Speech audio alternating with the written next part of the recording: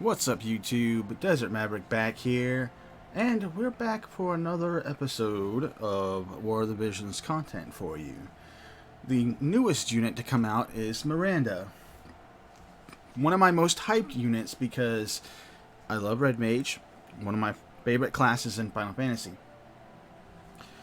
Also, my first level 75 job in Final Fantasy 11. So naturally, with Miranda being the first water UR, and being a red mage, I wanted to get her and level her up. So as you can see, I've got Miranda fully awakened, and I have her at a limit break 3. I'm currently working to get her maxed out while we can still get her shards. I've been pulling her shards out of the shop as I can get them. I've already bought all of the shards for her out of the character shop. And I've been going all in on her. And you see I've got her bravery already at 96 and her faith at 97. I am using her in the barracks, so every now and again I run just her and Fina in submissions and just let Fina cap out her faith again after a couple of hours. Usually run it about twice a day because it's about 18 hours or so of being in the barracks. She'll lose roughly about 20 faith.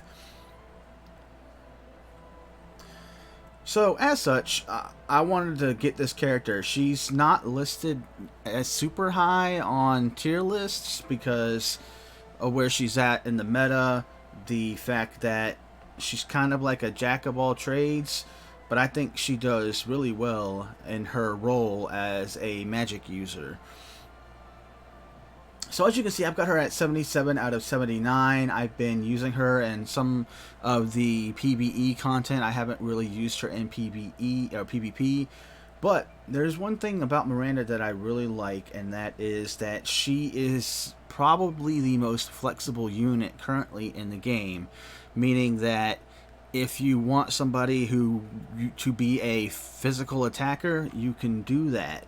And her abilities will allow you to do that with skills like Resistance Break, which it's a 2-hit medium damage to lower spirit. Also, she has Night abilities as well that allows her to help out with her tanking if you're going to make her go physical. She has Blade Bash to help out for stunning if you're going to take her the physical route. And then she also has Taunting Blade. So if you're going to take her the physical route, I would suggest making her more tanky.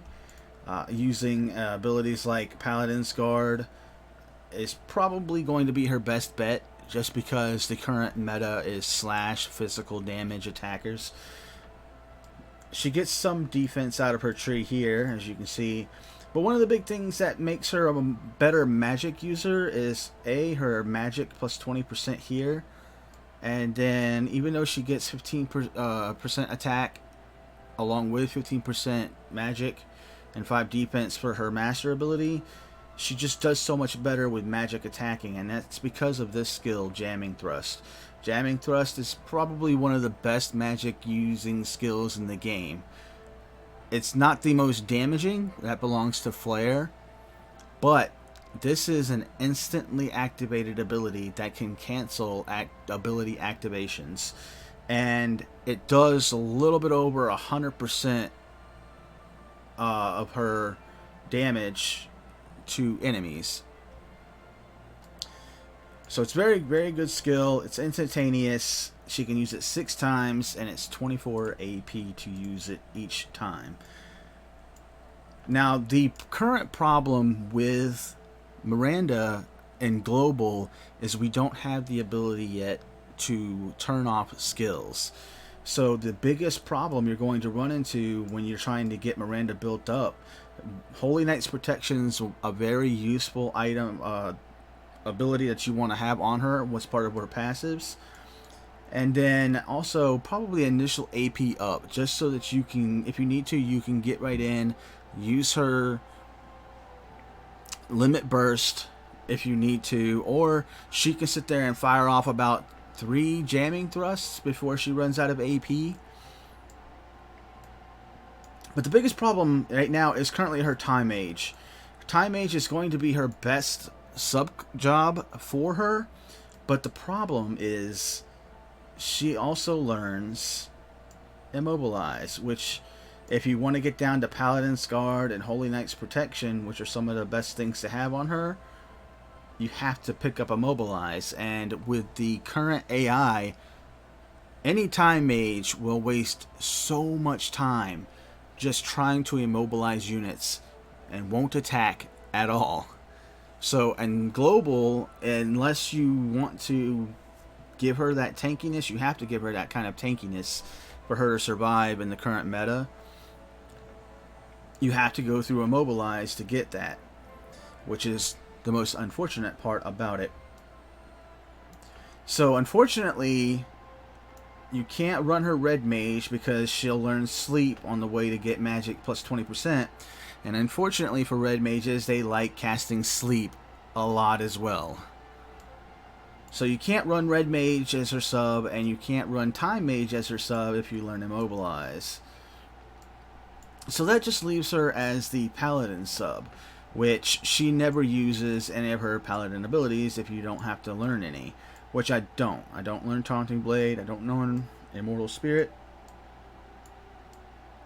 I have Saintly Healing, but she won't do that unless she's low on health, and she will actually use Cura over Saintly Healing. And I haven't learned any of the other stuff, and she won't use Blade Bash ever. She'll actually use her magic abilities over using abilities like Jamming Thrust. So that's one of the reasons that she's kind of lower rated right now in the automatic PvP, because she will waste so much AP and time using useless abilities. So until we get the ability to change out abilities on and off, that is going to be one of the issues you'll run into with Miranda. The biggest thing that I really love about Miranda is the fact that she is incredibly tanky. She's the first tanky mage we've gotten in this game. And we'll go into my formation that I have her in. Alright, and I'll show you what I've got with her. Almost 2600 HP, running 529 magic attack. And as you can see, I use Holy Knight's Protection and initial AP up. I don't have them fully decked out just because it takes a long time to build up JP, and we don't have the 500 JP event that we had for 2 weeks during the Final Fantasy Tactics event. I've leveled up her Crimson Storm, as you can see. It's now level 15.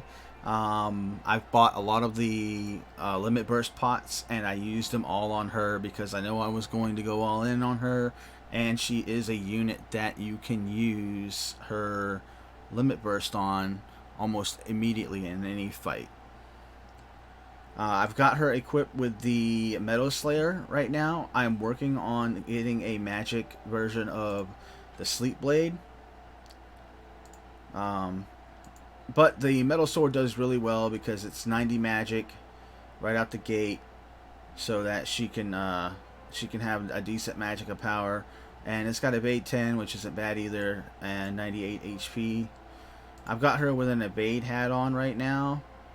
Once I can unlock her having a TMR, I'll put on one of my other TMRs that I've unlocked so far. And that's pretty much it. Like the biggest, like I said, the biggest thing about Miranda is that she's a good tanky mage, and having one of the best magic attacks in Jamming Thrust also helps her out in PvP and even PvE content, where she can just Jamming Thrust enemies left and right. Currently, as of today, which is the 22nd of May, she's not as amazing in PvP just because you can't turn off certain skills, and you have to pick up these certain skills in order to get to parts of her tree that make her really good. So unfortunately, that's why she's kind of a little low rated, but once we get that ability to turn things on and off, she's definitely going to start to shine a lot better, especially her Time Mage, where she can use haste and quicken. which are two very coveted Time Mage abilities. So there we are, have it. Miranda's review, pretty good unit. I loved her design, and it doesn't hurt being one of my favorite Final Fantasy jobs. That's gonna call it for this video on Miranda. Stick around if you like the content. Hit that subscribe button and the like button, and we'll catch you on the next War of the Visions video. Desert Maverick signing out.